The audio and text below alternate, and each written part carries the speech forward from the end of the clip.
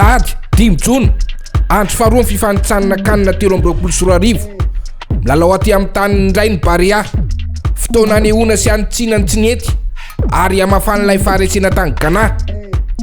Vao maraina dia efa maro ireo mpankafy ny baolina kitra na dia efa somary nangatsiaka nanerika aza ny andro.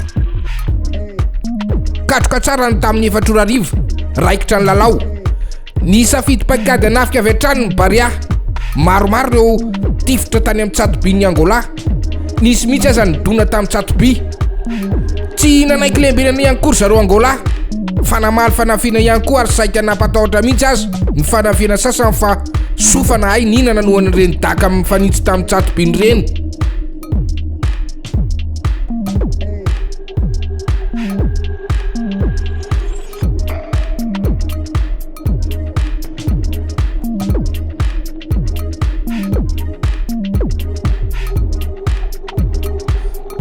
Teo amin'ny fahena amin'ny 30 minitra raha nanao fahadisoana teo amin'ny 70 metatra amin'ny mpiandry vodilarany zareo Angolais no nananaroatra ny fitafosivozany ny mpiandry vodilarany Angolais Loïc nanolotra baolina ho anjivo ka moramora taminy napiditra ilay baolina voalohany ho amin'ny Barea.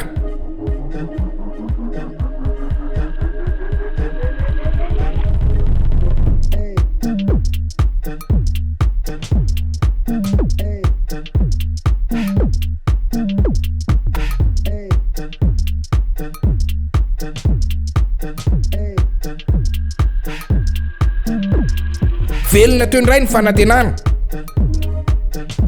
nitarika ray ny ohatra ny Barea nanomboka ny sesa ho fanafian'ny zareo Angolais niembotra ny aro tena koa ny Barea.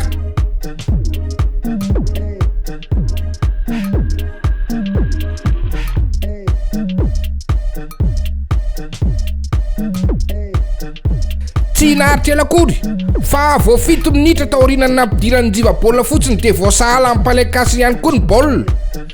Io iso no nisarahany rotota nandritra ny fizaram-potoana voalohany.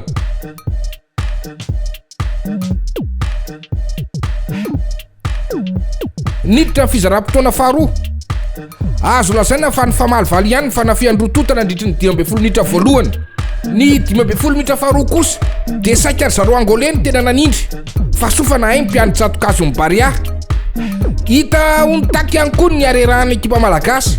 Tsy dia hita nanafika intsony ny Barea efa tazana amin'ny fomba filalaon'ny andaniny rotota ny hitazonany isa aty sahala. Natao zany falona mpanafika dia tsy nampivafiry ny endro dalalao loatra zany ary dia nirava aty sahala ny lalao teo amin'ny Barea sy ny palais-kasiny ny Angola. Raha ny fahitana ny endro dalalao dia hita ny fahabangana eo amin'ireo mpilalao tompo-toerana. Tsy ampy ihany koa ny fotoana niarahana anaovan'ny mpilalao fanazarantena ary farany dia tokony ho jereny mpanazatra ny tanjaky ny mpilalao amin'ny Barea tsiraray satria dia efa tsy kiaritry ny maro fa sahirana foana ny Barea rehefa nananika amin'ny 70 minitra lalaovana. Toy ny mazatra dia asehontsika ny tsara ny tableau statistika lalao ka arohatra amin'ny farany.